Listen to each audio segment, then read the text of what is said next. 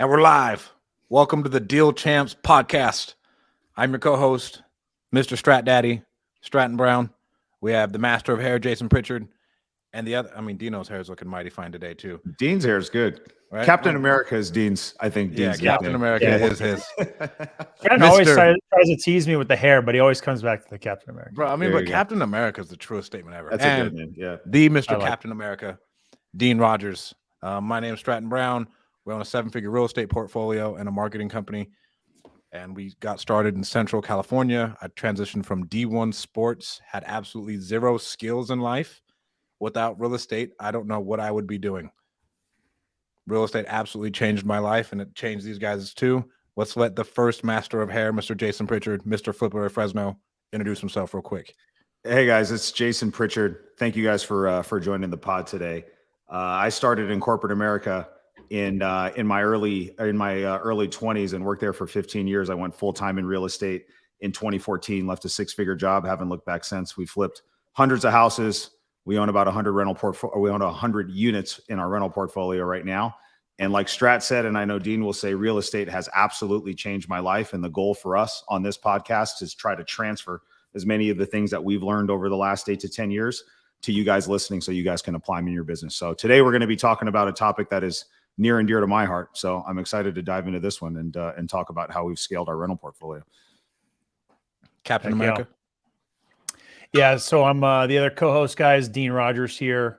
My story is I transitioned from the NFL, got my career started there, then got into corporate, and real estate was that vehicle that was going to give me back the dreams and all the freedom that I set out from the beginning. So been investing in real estate for a decade now in Central California, done just under 600 deals, rental portfolio right around $10 million, and started coaching students last year how to get started in real estate, how to scale your business, and how to take action. So you guys can connect with me at deanrogers.com.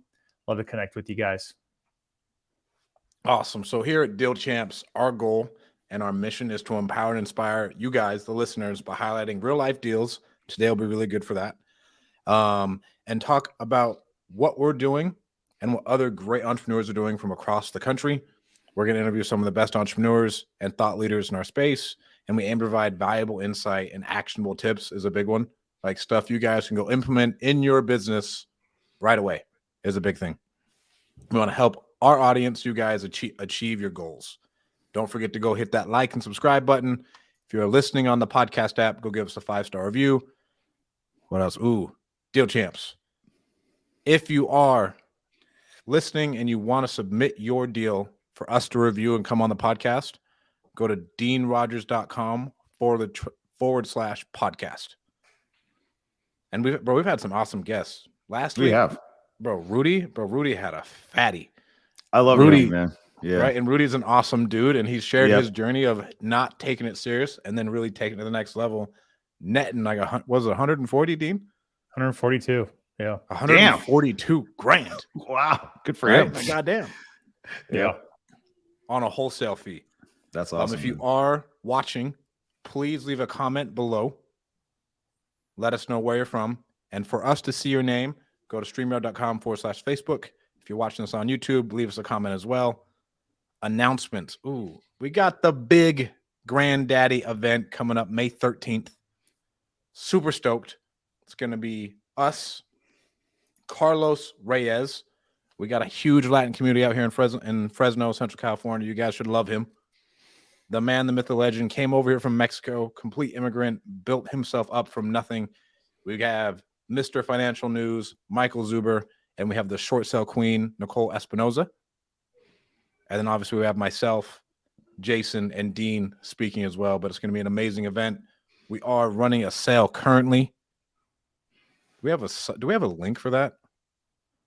So we have a link. So if you go to deanrogers.com/event, it'll take you to what's called Event Create, where we have the event hosted. You can go to buy your tickets. And like Stratton said, we have a discount going right now through Friday. So if you're watching this live, you haven't gotten your tickets yet, you can go to deanrogers.com/event. And if you use the coupon code Sale 49. Use the coupon code sale 49 when buying your ticket, then you'll get half off of general admission.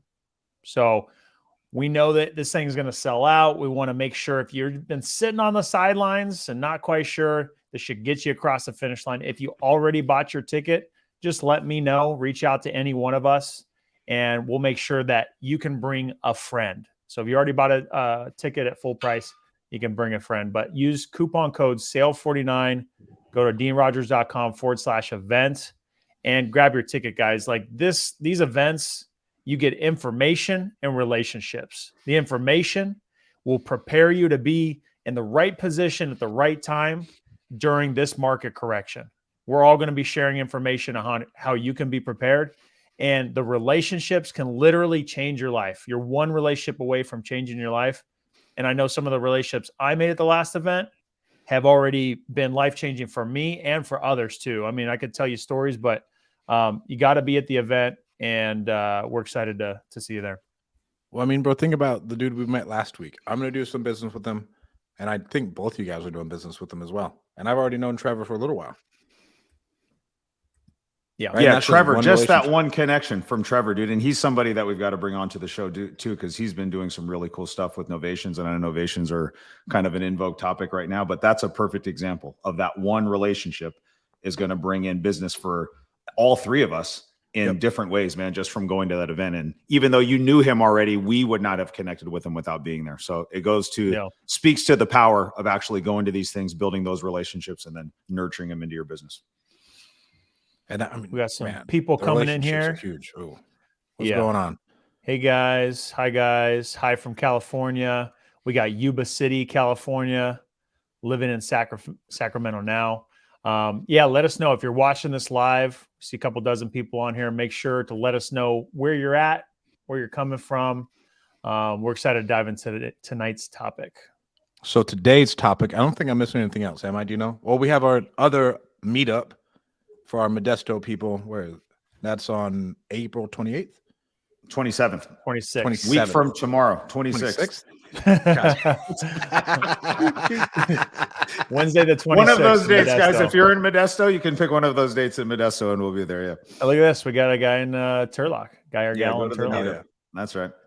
So if you have not connected with us or been to one of our events, if you're from Turlock, you can go to Central California Real Estate Investing Group on Facebook, and you'll see the event there. It's going to be in Modesto on the 26th, next Wednesday. So we hope to see you there. Hell yeah. All right. Am I missing anything else besides that event? We good to go? Yeah, May 13th. That's the big event. You do not want to miss that. It's in Fresno, California. Again, if you want to get tickets, go to deanrogers.com/event. We got a sale going on right now. Use coupon SALE49 at checkout. Get half off general admission. So make sure you guys are there. All right. Today's topic is one that I think is awesome. The whole reason anybody gets into real estate, nobody gets into real estate to be a goddamn wholesaler, right? Everybody gets into real estate to buy rentals. I mean, it's the truth, bro. I did not. It might be the vehicle. We'll talk about that tonight. But yes, it is the vehicle. You want to be sitting on your yacht, collecting your checks. Bro, everybody pictures I'm on a beach and I have my rental properties paying me and I can do whatever I want. Not I'm going out and I'm walking this house that smells like cat piss. Right? Like it's two different things. And so I think Jason's built his portfolio the biggest out of the three of us. And it's been over time. And so let's start with you, Jason, on how you transition. I'll go last since I'm like the newest and have the smallest portfolio, of how you actually made the choice. Because from what I saw, bro, it was a commitment. And I thought you were crazy because I remember me and Alan sold you a deal. I was like, he's buying this shit. Yeah. And I went and walked it with you and you're like, yeah, this is mine. I want it. No, I think it is. And this is a really cool topic because I think there's a natural progression that happens for a lot of investors as they get into the business. Right. And so we're going to talk about a lot of cool things today. And so I think at the beginning for me, my story was this. I left corporate America and I walked away from a high paying job. And my goal getting into real estate was just to replace my income from my corporate job. So if you would have told me in 2014 that I could flip enough houses to make the same amount of money that I was making at my corporate job, honestly, I would have been a happy camper because I was the main breadwinner in my house. Jen was working at that time, but I was making considerably more money than Jen. So for me to walk away from that, I had a very kind of short window of time to try to make things happen and prove concepts. So I thought flipping houses was going to be the vehicle to do that at the beginning. And so that's what we did. In year one, I think I probably flipped 7 or 8 houses. In year 2, it was double that. And in year 3, I really got serious about networking and building relationships. I was building relationships at the beginning, but you know how you are at the beginning. You're nervous and you go to meetups and you don't really put yourself out there. You lack the confidence to go really introduce yourself to people and talk about your business because you're still trying to figure out what your business is. So 2 years in, for me, I felt like I had had some traction. And I was very fortunate to get connected with a guy that's kind of mentored both of us, and then a small circle of his friends, Alan Folio. And those guys were focused more on buy and holding. And I remember I would go meet with them and they would tell me essentially, Jason, you know, if all you do is continue to just fix and flip, you're just going to have another job, just like you did when you were in corporate America. Because whether you're a flipper, you're a wholesaler, you're an agent or whatever, if you just focus on the transactional side of the business, as soon as you stop working, that money typically stops. Okay.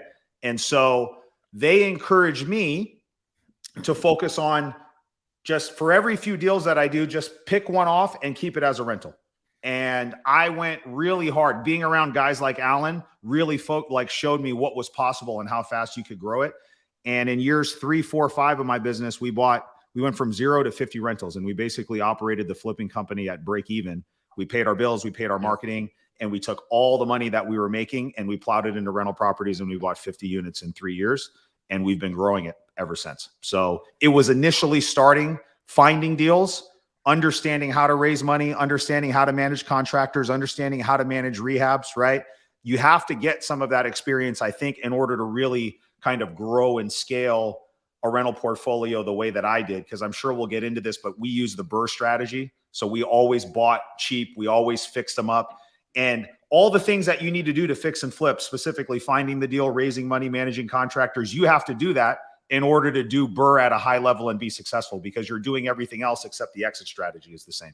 So for me, that's how I started. And then I transitioned into buying rentals a couple years into the game. Go ahead, Captain America. Yeah, so I'm going to kick off how I got started in it with this right here, or maybe we'll save it. We'll come back after. But this question right here is, I'm barely getting started. I'm a middle school teacher, and I'm trying to go into both wholesaling and fix and flip currently. Any major advice?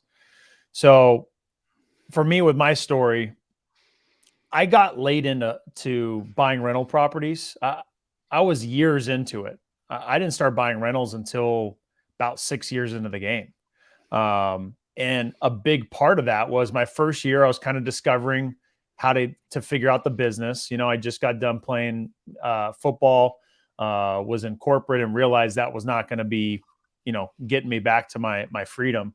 And so started with wholesaling, and after my first year, got into flips. Now I made a big mistake. I rushed into my flips. I made all the rookie mistakes. I lost $100,000 at the beginning of year 2. That was a huge setback for me. Really, really set me back. And I was not in the position to lose that money. I had to dig out of that. And so first couple years was learning, making huge mistake, crawling back out. Once I finally got to the point of like scaling and doing a lot of deals, I was in the position of feeling cash poor all the time. I was doing too many flips.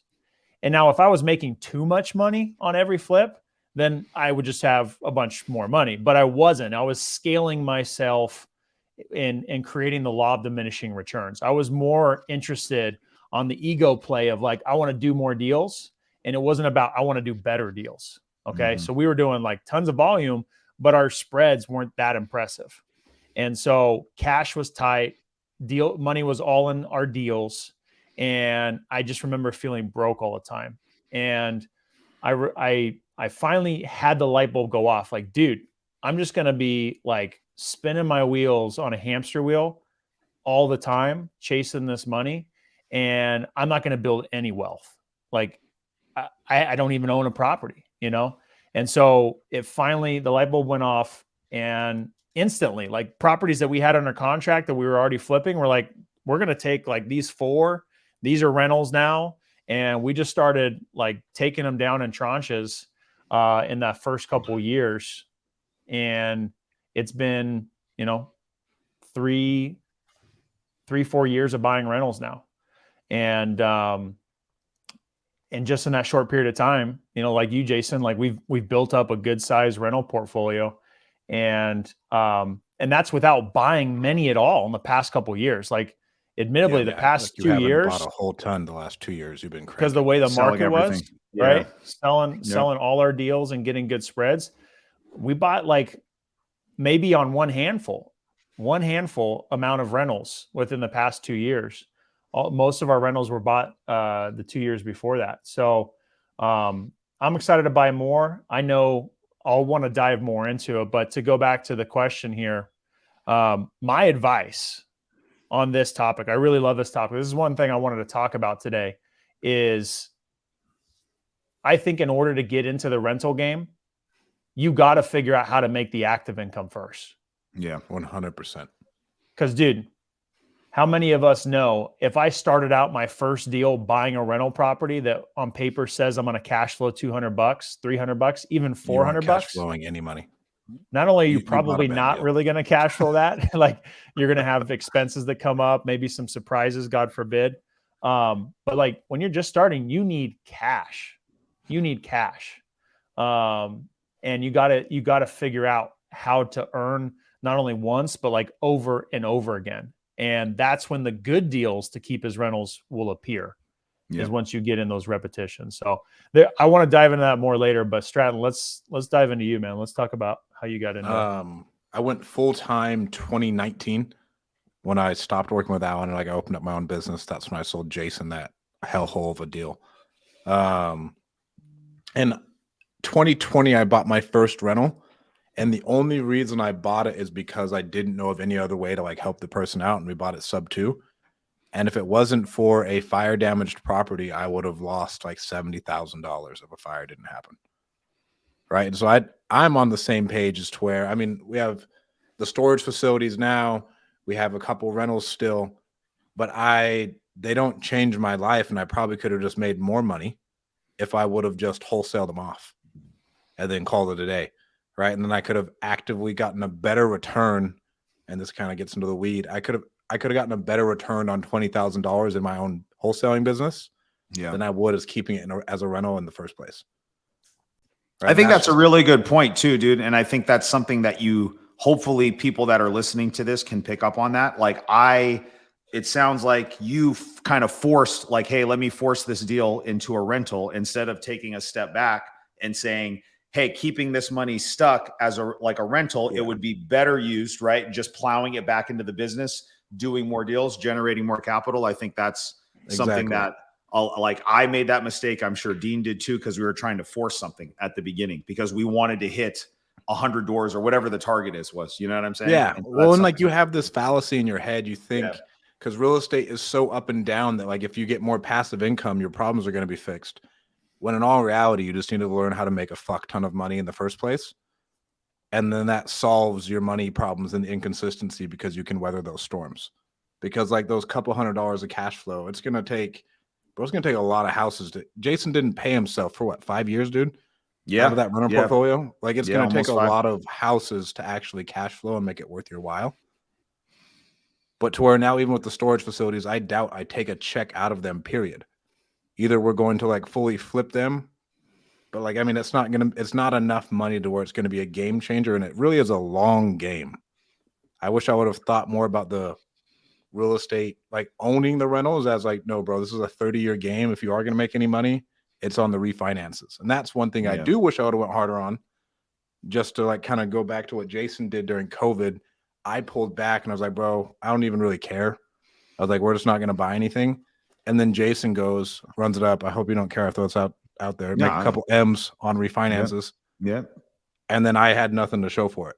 To where that's where the real estate, I think that wealth comes in too, because that's tax-free money. And that kind of is a whole nother game to where you can really set yourself apart get ahead with that tax-free money and then scale that a lot faster. And that is actual cash you can do something with. Yeah. So I want to touch on that. I think, and we'll come back to like how to transition, but I think what people believe is that the cash flow is what make people rich.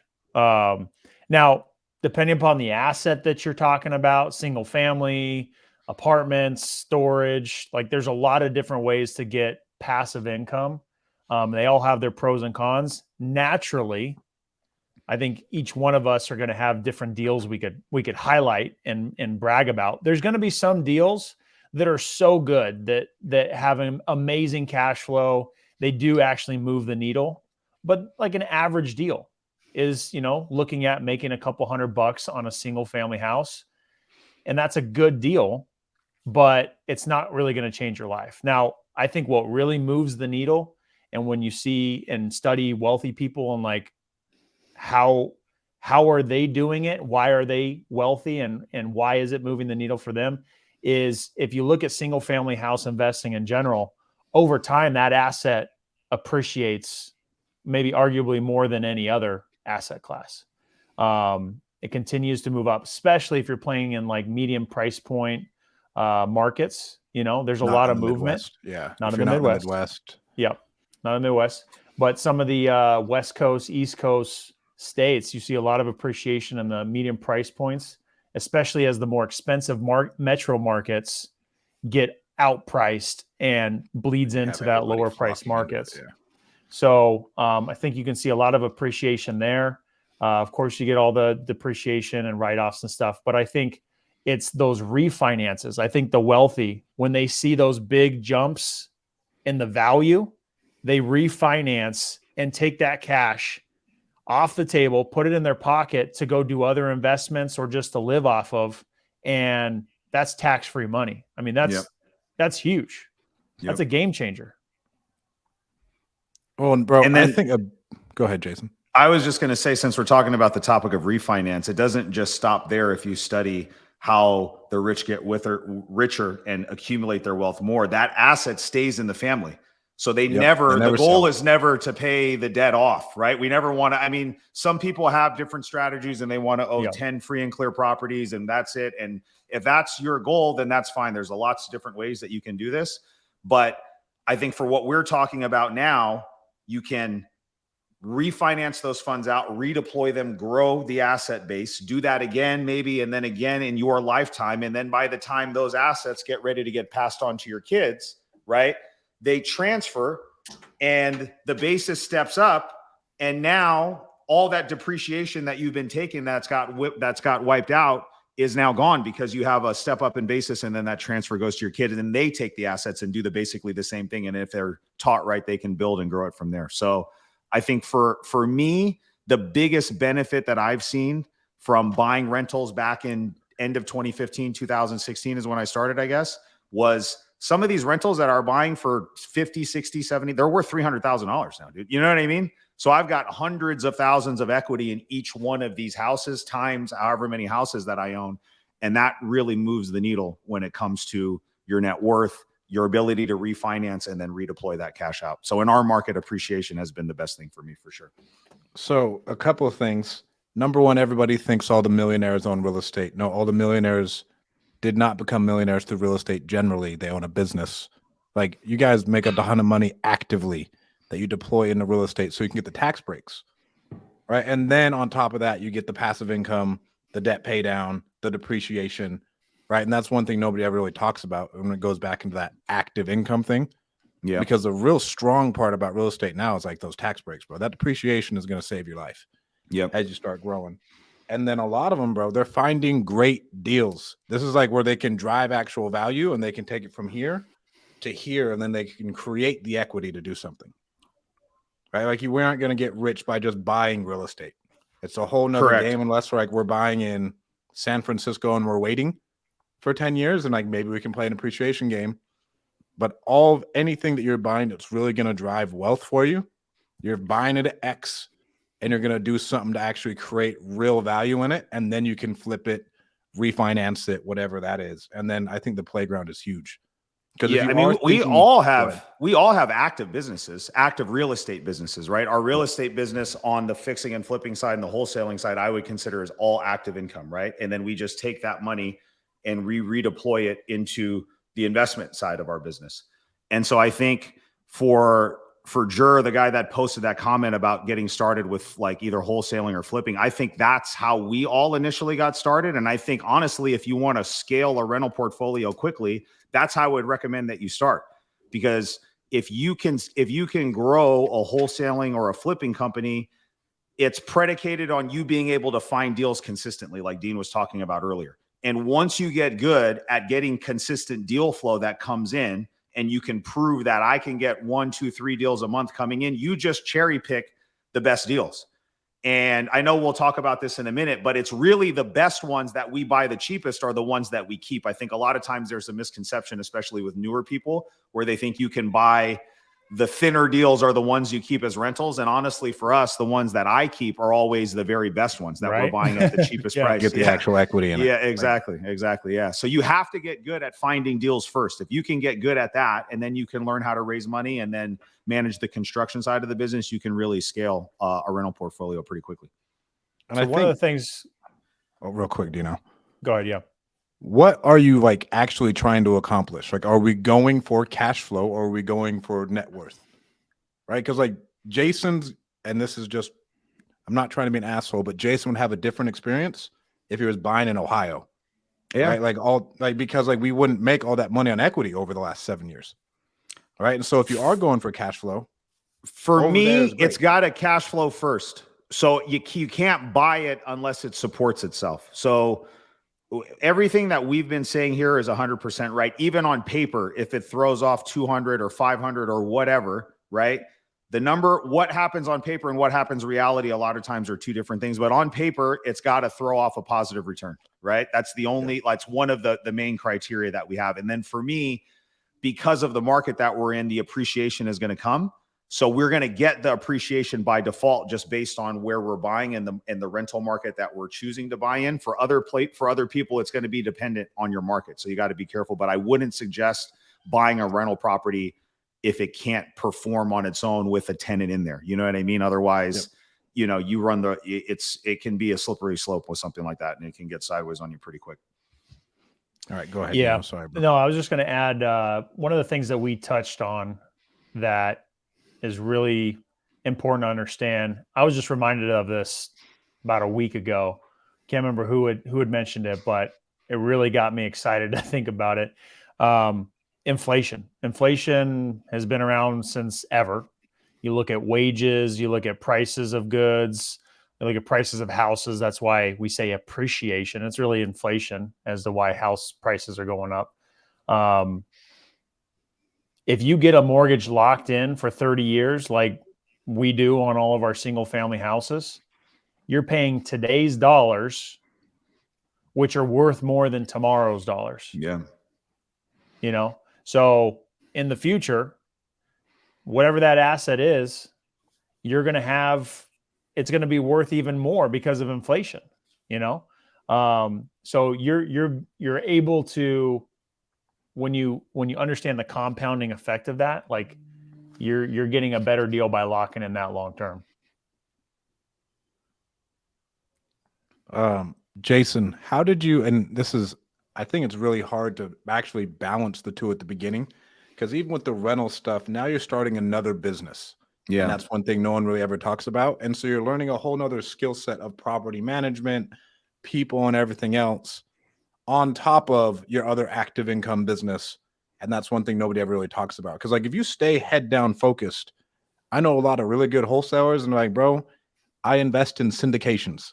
Yeah. Because I know what makes me my money, and I'm going to invest there and get a return on my money because I don't want to lose focus on the golden goose, essentially. Yeah, I think once I made the commitment, first of all, you just have to have clarity on what you want to do. So you have to understand what you're going towards. And then once you have clarity, you just have to make a decision and go. And I think for me, it was important to delay gratification and realize, yes, I could make this much on an assignment or this much on a flip if I decided to get in and out of this property quickly.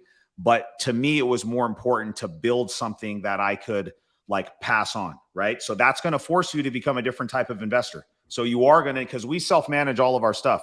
So you are going to have to learn how to attract and screen and place qualified tenants. You're going to have to learn how to deal with maintenance requests. You're going to have to learn how to deal with like managing tenant expectations, right? Especially if you have small multifamily or people are living on top of each other and this person doesn't get along with that person. That's all different stuff those are all different challenges that are going to come up as you start owning and operating these things. And so for me, you have to understand the why behind why you're doing this stuff, because if it's just to make that extra $200 a month, you're going to be in for a rude awakening, because that's not what the reality of this business is. So for us, I always had a long-term vision, and it's because of some of the challenges that I've overcame at the beginning. I just looked at rentals as a insurance policy and a hedge that if God forbid something happened to me, we have this asset pool that my family, my wife, they could tap into or they can use to kind of, just, move on and pick up the pieces if God forbid anything happened to me. So that was the big thing for me. I was trying to create something bigger for my family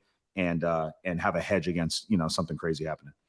And Dean, you took a little bit of a different approach over the last couple of years, because you're right, bro, we are bringing in deals, making fat spreads to where you really wanted to stack cash and be prepared for what's to come. Yeah, exactly. So for me, my position was like, I want to be ready for opportunities. And again, you can look at it several different ways and do the math a couple different ways. But for us, it was like, I want to have more cash in the bank so that I'm in the position as the market adjusts. I mean, who knows? The world was so crazy. You didn't know what to expect, right? Deals are flying off the shelf. It's a hyperinflationary market with deals and how they're selling. So it's like, let's be in a good cash position so that when other opportunities come, or if we got to weather some storm, some crazy thing happens with the market that I personally haven't experienced. I got started after the market crash. That is the most talked about. I don't know what that looks like. So I just want to be in the right position. So I think that was our approach over the past couple of years. It's put us in a really good spot. And, I'm excited to buy more rentals. I mean, that's the one focus that we have is more passive income. And we're starting to look at other things outside of our bread and butter, like storage, and what other different asset classes that are maybe bigger that we can step up into if we underwrite them right and have the right partners, have the right guidance to, instead of it being $200 a month, maybe it's $20,000 a month, right? Yep. And maybe it's a base hit or a solid deal. It's not like a grand slam deal, but like maybe that base hit deal is bigger numbers and has, as a result, bigger passive income. So that's kind of where I'm starting to look and have cash available to, invest in something like that. And I still think it's all based on finding good deals. Even for our storage facilities, it was the same concepts. Yeah. For me, it's still mail and cold calling. Yeah. And then there has to be a value add component. I really feel like that, because otherwise, guys, you can just go pick these things pick them up off of the MLS and get listed stuff. So for us, our business model doesn't work unless you're buying below market value. You're adding value through fixing it up or raising the rents or whatever you're doing to increase the value. So you have to be looking for opportunities to add value to the properties. All right, here's a good question. Are you buying your rentals under your LLC or under your name, and why? Everything we do is underneath an LLC. And that's just for asset protection. The answer when I started was, actually, no, that's not true. So the answer when I started was everything, all of the flipping, the wholesaling, everything, and our rental properties initially were in our LLC. And eventually we started accumulating enough rental properties in that one LLC that we were advised for liability reasons, right? God forbid something happens in one of those rentals. There's a catastrophic event, something happens. Everything that's owned in that is now kind of exposed. So then we changed up the policy, or we changed up our structure, and we have now LLC for the transactional business. We have an LLC for the rentals. And then I have a trust that owns all of the real estate companies. So our trust then owns those two things. So you don't, here's my answer to the person that asked that is, it's good to have your entity structure right, but don't get so far in the weeds that it stops you from finding deals, right? So if all you're going to do is wait to do this and then get your trust and then do this and you're not looking for deals, then just go do it and do it under your personal name. You know what I mean? Like, even like Zuber, I talked to Zuber. A lot of his stuff is still in his shit in his fucking personal. He's so, wild. I mean, like Zuber owns 100 properties, dude. And so like Zuber's still doing stuff in this. So, I mean, like, I feel like eventually you can graduate to a space where you get your structure, you get your trust, and you get all that stuff done, but don't let it stop you. If that's stopping you, just go find deals right now. Yeah. That's the same advice I got when I got started with the wholesaling business was, dude, if you haven't even done a deal yet, or haven't done a couple deals, don't even go set up the LLC. And this isn't legal advice, but it's the advice that I got and I followed, which is, dude, you got to prove that you can do it first, right? You got to prove that you're going to follow through and take the actions. You got to prove that you even like it enough to set up the LLC, because all the paperwork and the fees that are associated, like it takes time to do it. And it's kind of a pain in the butt to manage if you've just got one deal or haven't even done a deal, right? And so rather than focusing on those little tiny details or getting business cards or creating a business name or anything like that, go find deals, develop the skills to go find deals. So yeah, for us, just to touch on it, this is the legal advice that I got, not my legal advice to you, but we have two entities, our active income and our passive income. And besides just saying those words, there's fundamentally a distinct difference between the structure. So in the active income business, it's an LLC that's taxed as an S corp, has an S corp election.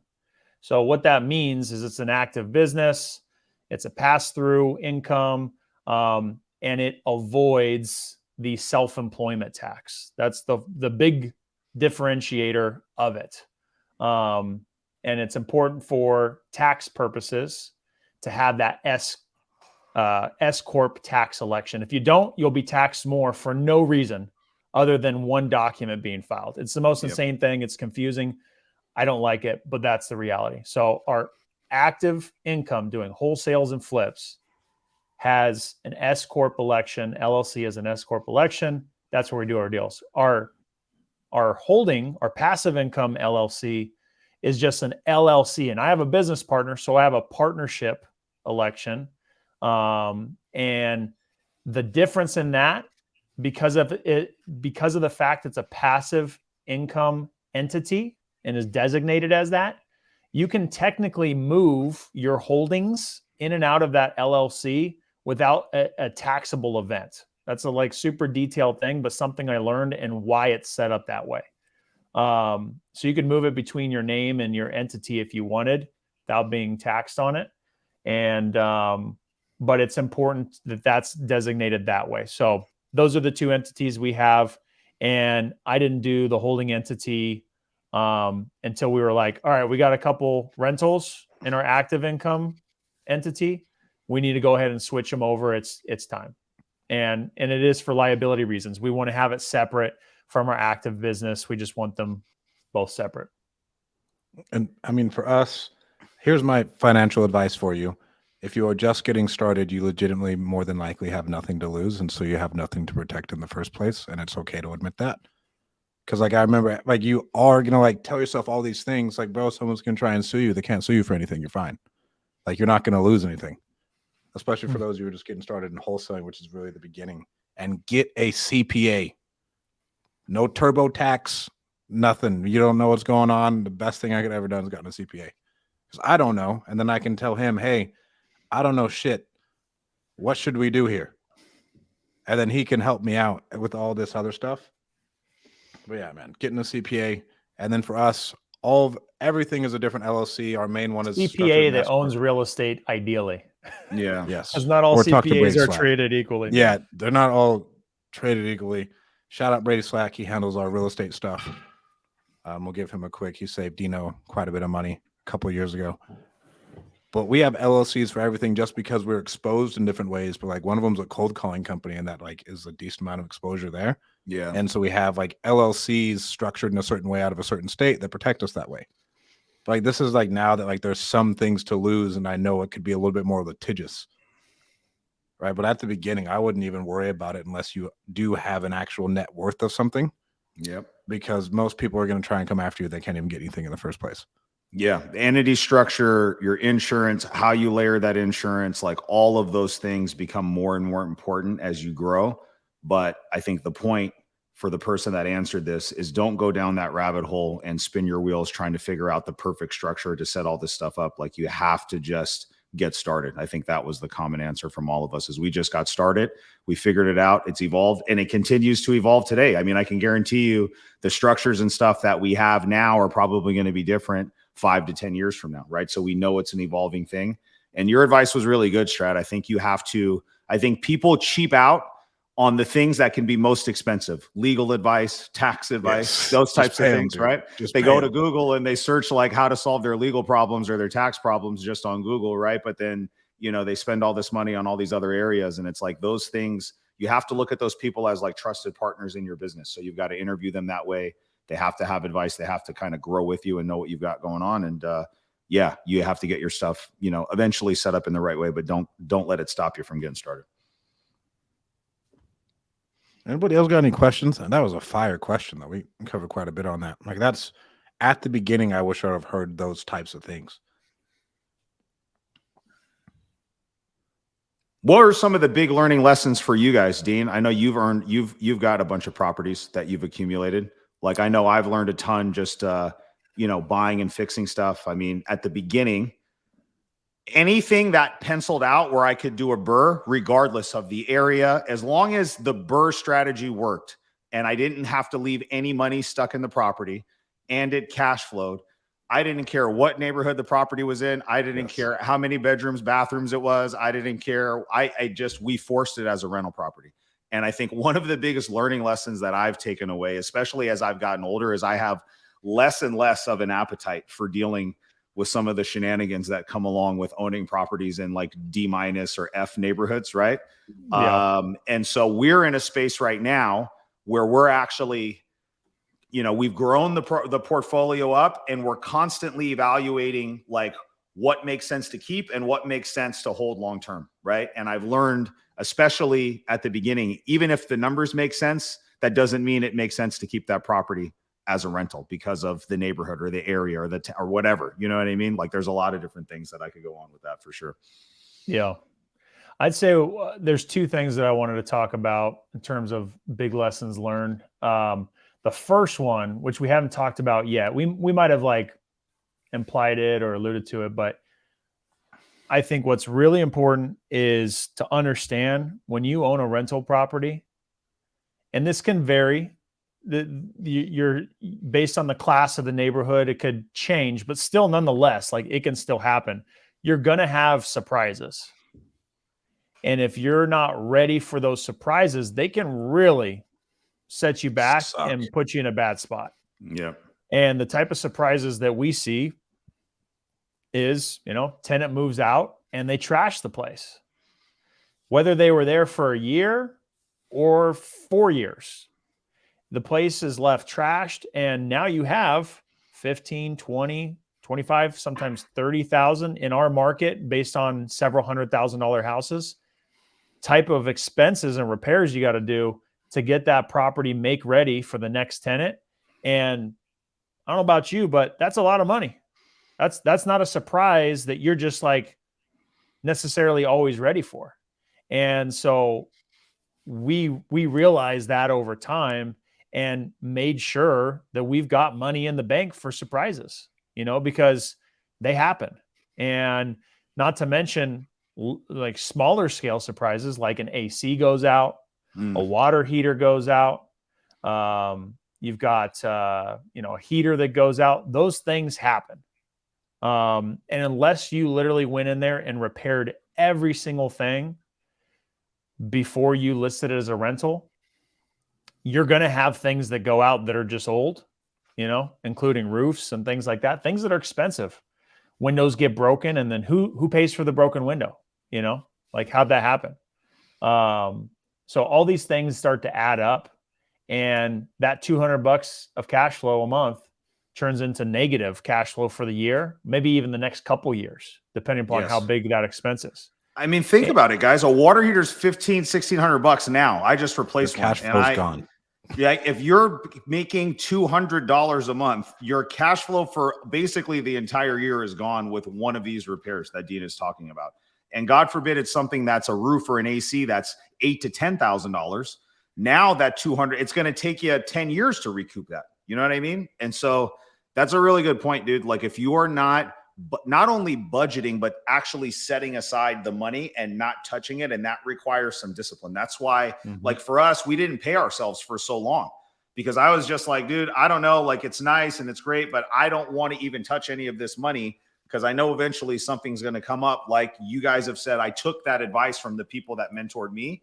And it took me a long time before I ever felt comfortable even dipping into any of that money at all. And even then we've had to adjust the numbers because sometimes you start cutting that check and then all of a sudden it's like bang, bang, bang, bang, bang. We've got a big turn. We've got 3 roofs that came out. Now we've got to write a check for $50,000. Now I'm not making any disbursements for the next year. And that check that I was cutting myself basically goes back in to replenish the operating costs. So there's this constant, there's not just a learning, guys, of how to manage the property. There's a learning on how you are going to manage your finances associated with that property. And there's no, like, there's a formula that we can give you, and there's numbers that you can kind of follow along that everybody uses that are kind of industry standard. But you've got to get really good at doing both, not just being an operator when it comes to managing the property, but managing your finances in a way so you don't find yourself in a position where you're forced to sell something. You know what I mean? Because it's like, damn, this tenant moved out. I don't have 20 grand to do the turn. Now I got to pay the mortgage for 3 months, and now I got to offload it, and I got to sell it to Dean or Jason or Stratton at a cheap price because I can't sell this thing on the open market because it's not financeable because of how bad the tenant was on it. So you got to be careful with all that stuff. Yeah, you got to be careful. Lessons I've learned: D class is not worth it. I do not personally think D class is worth an extra $200. I think the amount of headaches, stress, and everything else is not even remotely close to the amount of like what you're trying to create lifestyle wise. You may love it, and we have a friend who just loves being in the shit, loves fucking just being in it, right? But I know for me personally, bro, I want nothing to do with that, and I'm buying it for a semi-passive asset. One thing I've learned from Jason and what I've seen from other people, I think Burr is the best way.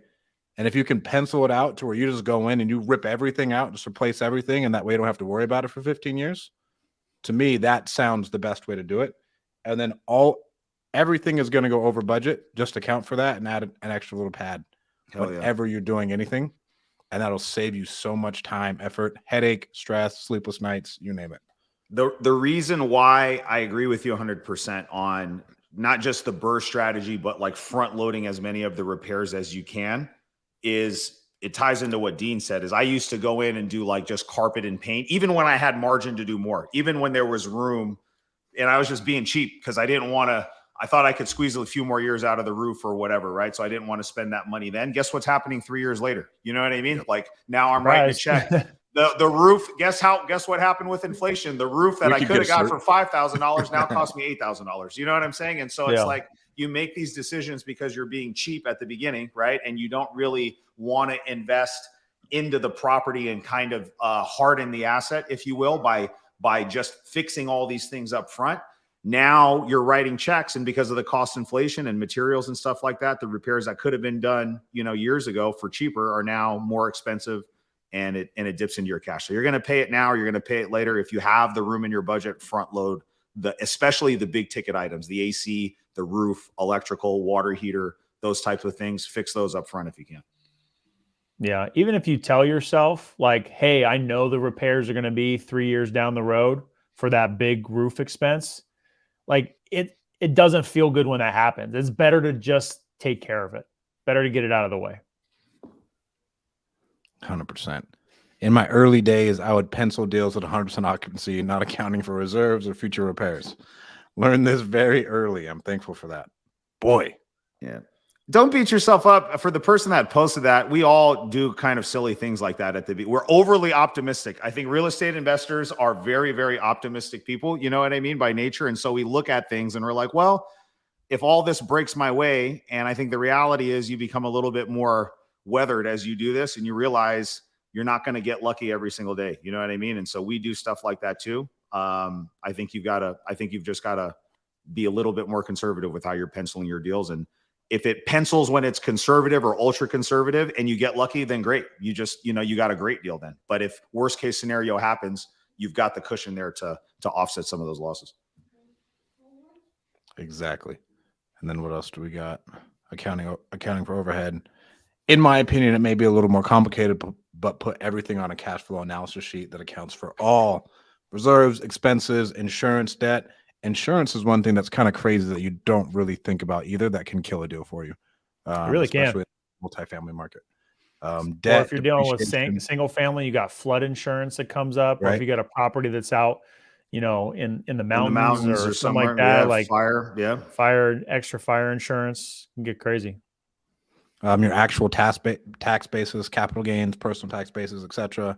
Actually finding the IRR and not just looking at the cap. Who is this? Is this Brad? Leave your name for us. And then Ismail. What's going on, my man? Thanks for watching.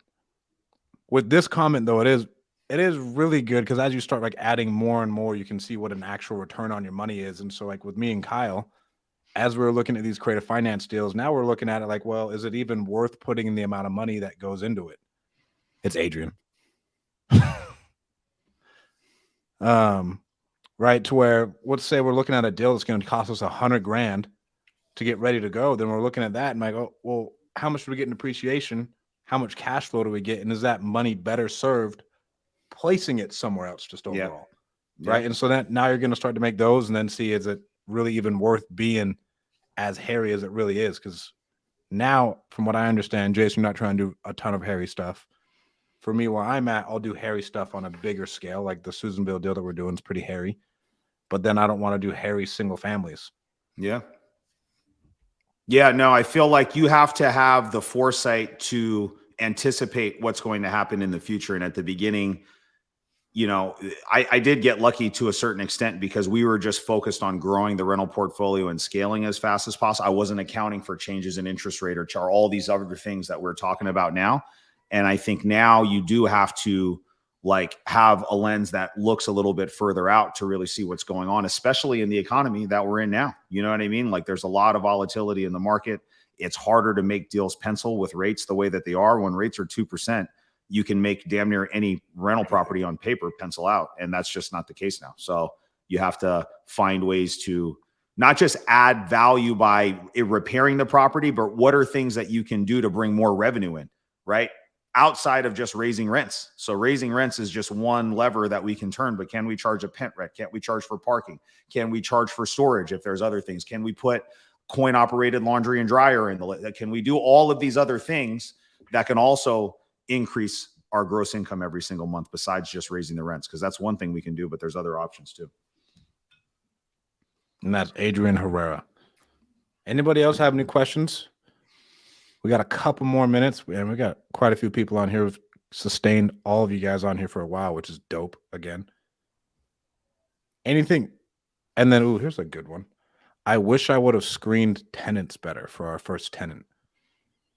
Yeah, God, I had no process. I put for rent signs in my front yard, and I just picked the best person that called me off my for rent signs. I swear to God, guys, it's funny now to say that out loud, but that was literally my process out there. I may have put some stuff on Craigslist too, but everything that I got were putting for rent signs in my front yard.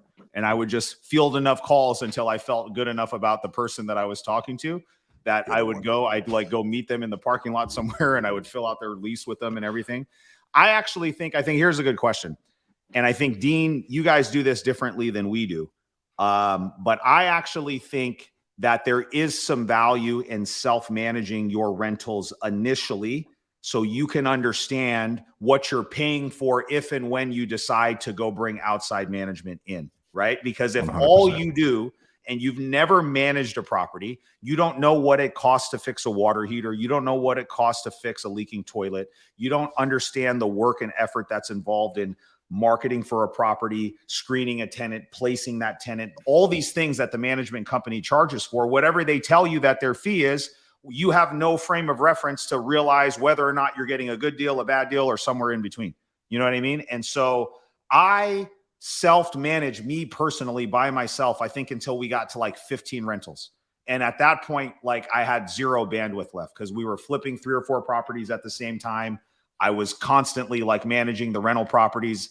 And then instead of hiring outside management, I brought somebody in to help me just kind of run and operate the business. And one of their things was to help take over the screening of the tenants and do that. But I think you guys, Dean, did you guys do management from the very beginning?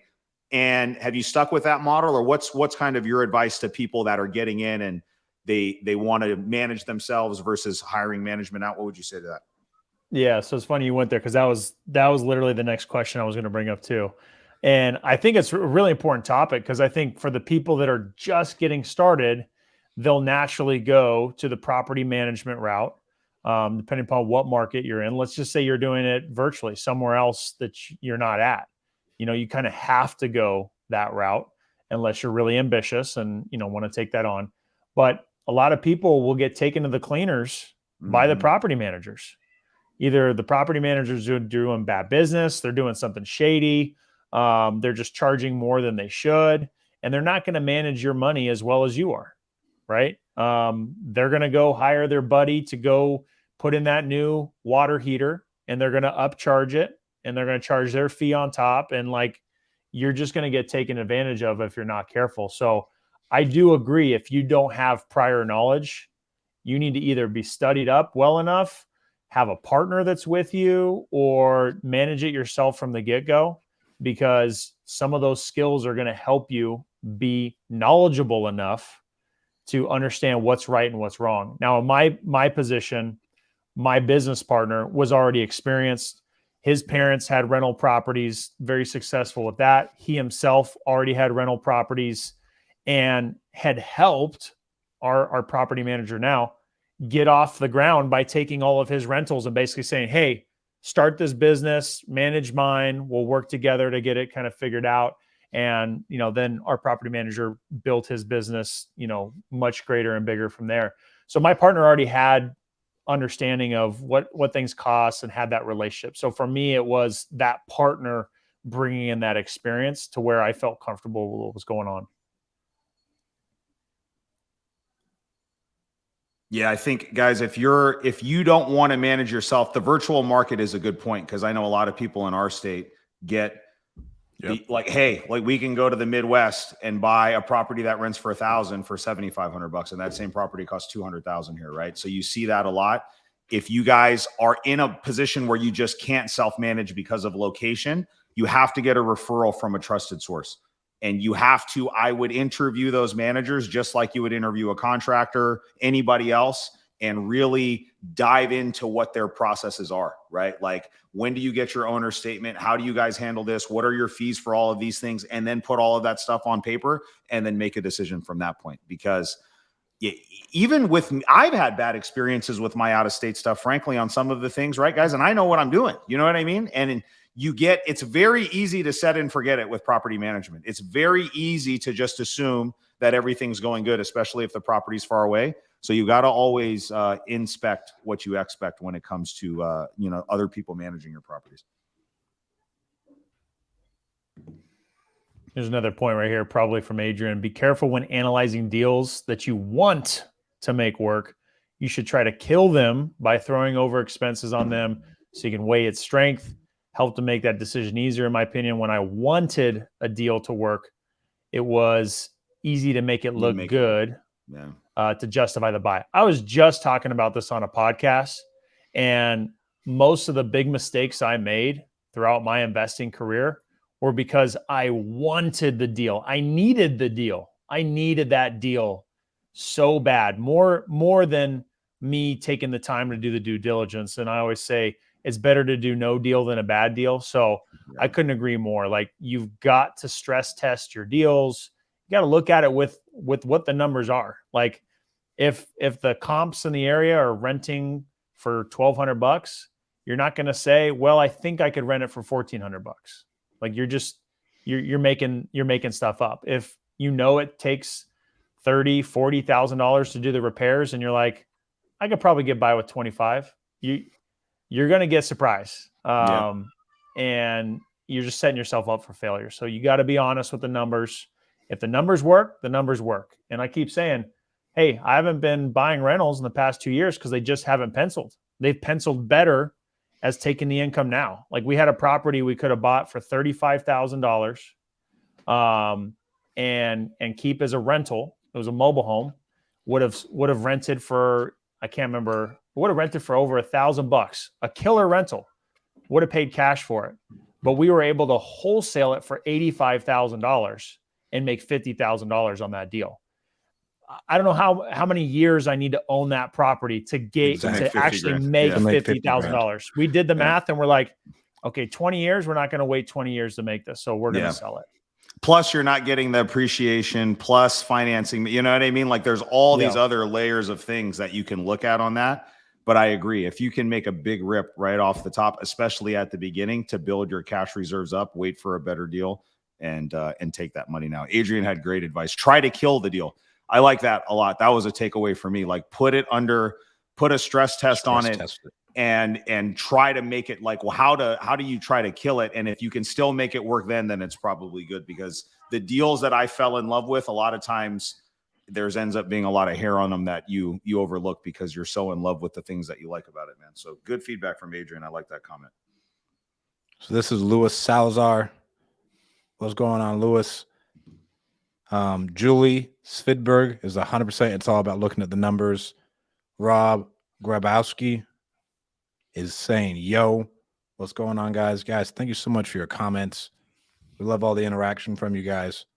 And then 100% it's all about the numbers. Anything else, guys, before we wrap this thing up?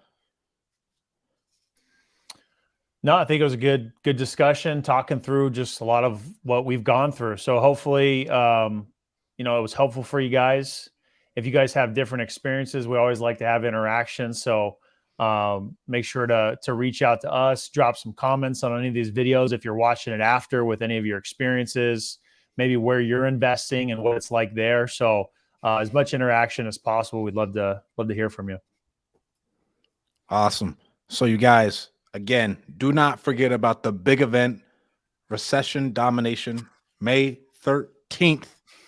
We're going to have some of the best speakers in the country, honestly, coming in and dropping value about how they're going to dominate the recession. If you are looking to come on the podcast and submit a great deal, Dino, we post that link for us real quick. Sweet. Go to deanrogers.com/real estate. Podcast. And then, podcast. Do not forget to go like and subscribe. Go leave us a 5-star review on a podcast app if you're listening to it on the podcast app. Am I missing anything else? I think that's all. I'm your co-host, Strat Daddy. Don't forget to follow me on Instagram. Don't forget to follow at Jason Pritchard on Instagram. Do not forget to follow at Dean Rogers Real Estate on Instagram. And that's all, guys. Thank you guys for joining us. Catch you guys next time.